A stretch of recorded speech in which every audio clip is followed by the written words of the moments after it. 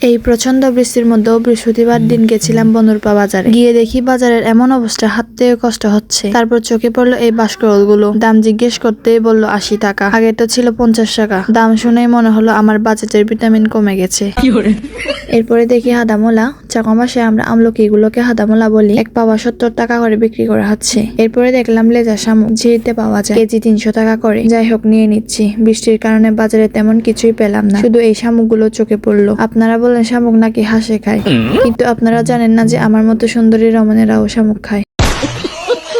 যাই হোক, আপনাদের সাথে আজকে শেয়ার করব শামুকের রেসিপি। প্রথমে শামুকগুলো ভালো করে পরিষ্কার করে নিচ্ছি। ফাইনালি পরিষ্কার করা শেষ। এই স্পেশাল শামুকের জন্য স্পেশাল কুকার তো লাগবেই, তাই আমি তিকিউ আইউ থেকে একটা মাল্টি কুকার অর্ডার করেছি। চলুন একসাথে আনবক্সিং করা যাক। আর এখন যেহেতু ডিসকাউন্ট চলছে, তাই আর বেশি চিন্তা না করে অর্ডার করে ফেলেছি। আর সবচেয়ে ভালো ব্যাপার হলো কুকারের সাথে একটা ফ্রি অ্যাপ্রনও পেয়েছি। রান্না করতে গেলে অ্যাপ্রন থাকলে কাপড়ও পরিষ্কার থাকে। মাল্টি কুকারটা এমনিতেই দেখতে সুন্দর, তার উপর অনেস্টলি প্যাকেজিংটাও খুব সুন্দর। কুকারটা যাতে আসার সময় কোনো ধরনের ক্ষতি না হয়, সেজন্য সেফটির জন্য একটা শক্ত ফোম প্রোটেক্টর আর একটা এয়ার কুশন প্যাকিং। তাই কুকারটা একদম নিরাপদ অবস্থায় হাতে পেয়েছি। তো আর দেরি না করে চলুন স্পেশাল শামুক রান্না স্টার্ট করি। শামুক রান্নার প্রথম ইনগ্রেডিয়েন্ট হিসেবে নিয়েছি রসুন বাটা, মরিচ বাটা, পেঁয়াজ বাটা আর একটু কুচি করে কাটা পেঁয়াজ। তো প্রথমেই কুকারে একটু তেল দিয়ে নিলাম। তেলটা একটু গরম হয়ে গেলে একটু আগে দেখানো ইনগ্রেডিয়েন্টস গুলো একে একে দিয়ে দিচ্ছি। এরপর হলুদ আর লবণ দিয়ে সবকিছু ভালো করে মিক্স করে নিলাম, যাতে মশলাগুলো সুন্দরভাবে মিশে যায়। তারপর পরিষ্কার করে রাখা শামুকগুলো দিয়ে দিচ্ছি। আপনারা কে কে শামুক ট্রাই করেছেন কমেন্টে জানাবেন। যাই হোক, এরপরে শামুকগুলো মশলার সাথে ভালোভাবে মিশিয়ে নিচ্ছি।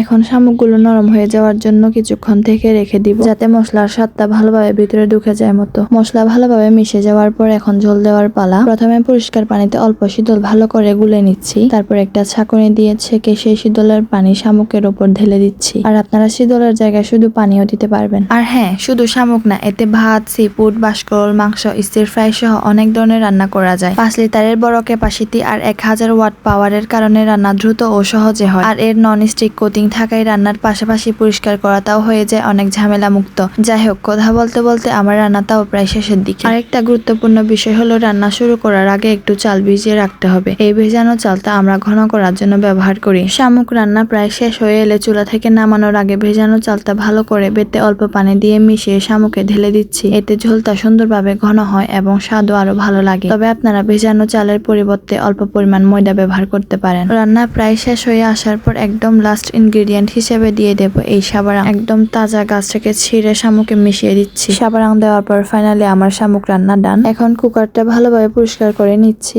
এরপরে এই কুকারে একটু মুরগির মাংস আর বাঁশকড়ল সিদ্ধ করে নেব। নিচে দিয়ে দিলাম মুরগির মাংস আর উপরের অংশে বাঁশকড়ল। এই মাল্টি কুকারের রান্না আর সিদ্ধ দুটোই করা যাবে। আরেকটা বিষয় বলে রাখি, এই বাঁশকড়ল গুলো কিন্তু তেতো জাতের নয়, এগুলো এমনিতেই সিদ্ধ করে খাওয়া যায়। শুধু বাঁশকড়লের বাইরের শক্ত অংশগুলো একটু সারিয়ে নিতে হবে আর মাথার দিকটা সামান্য কেটে ফেলতে হবে। এরপর সিদ্ধ করে মরিচ দিয়ে খেতে পারবেন। যাই হোক, আপনাদের সাথে তো মুরগির মাংসের রেসিপি শেয়ার করার দরকার হবে না, তাই না?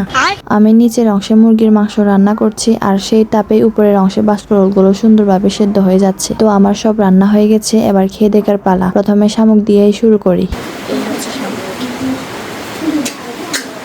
বাইরে কিন্তু প্রচন্ড বৃষ্টি হচ্ছে, আর এই যে এই উপরের অংশটা খাবো আমি, আপনাদেরকে খেয়ে দেখাচ্ছি। আর এই নিচের অংশটা ফেলে দেব, এটা আমরা খাই না। যাই হোক, ভাতের সাথে শামুক খেতে কিন্তু অনেক মজা, আপনারাও খেয়ে দেখবেন। আর যারা খান না, বাজে কমেন্ট করবেন না। আজকের ভিডিও এ পর্যন্তই। Bye bye.